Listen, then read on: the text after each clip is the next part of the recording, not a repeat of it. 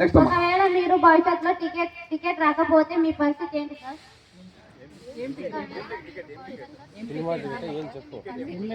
Bus ticket, train ticket? సరే, ఇందాక నేను చెప్పాను, అది కూడా ఆన్సరు. మాజీ ఎమ్మెల్యే, మాజీ రాష్ట్రపతి, మాజీ ప్రధాని ఉంటాడు. అనంతపురంలో ఉండే ఎమ్మెల్యే అమెరికాకు పోతే ఎవరు కేర్ చేయరు, కానీ అనంతపురంలో ఉండే ఒక ఫేమస్ డాక్టర్ అమెరికాకు పోతే ఆడ పేషెంట్ చూస్తారు, గంటకు $500 ఇచ్చి పంపిస్తారు. అందుకు వైద్యం నారాయణో హరి అన్నారు తప్ప వైద్యం ముందర రాజకీయం అనేది రాగి గింజంత మాత్రమే ఉంటుందమ్మా. రాజకీయాన్ని ఎప్పుడూ వైద్యానికి జోడించకూడదు. రాజకీయం మన ఇష్టం ఉండొచ్చు, కానీ వైద్యం అనేది నారాయణుని తర్వాత నారాయణుని ప్లేస్ లో మమ్మల్ని ఊహించుకుంటారు తప్ప రాజకీయం అనేది వైద్యం ముందర ఆఫ్టర్ ఆల్ మాత్రమే, అంతే తప్ప రాజకీయం శాశ్వతం కాదు, కానీ వైద్యం శాశ్వతం.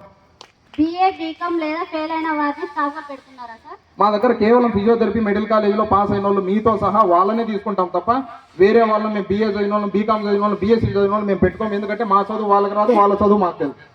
మీ అమ్మగారు బయట కంట్రోల్ చేస్తూ కొందరితో ₹10 ఉండవా అని అడుగుతారంట కదా, 500 సీటు ఇచ్చి చిల్లరింగ్మంటారు. అవునమ్మా, ఈ విధంగా ముందుగా నరేంద్ర మోడీ గారికి నేను ధన్యవాదాలు చెప్పుకుంటాను. ఎందుకంటే ఆయన 2000 రోజులు రద్దు చేసినందుకు. కొంతమంది పేషెంట్లు ₹500 ఇస్తారు, ₹490 చిల్లర ఇమ్మంటారు. అతని ఫోన్పే ఉండదు, ₹490 చిల్లర ఎక్కడి నుంచి తీసుకురావాలా పాపము. ఓ రకంగా ఇది మా పెద్ద సమస్య.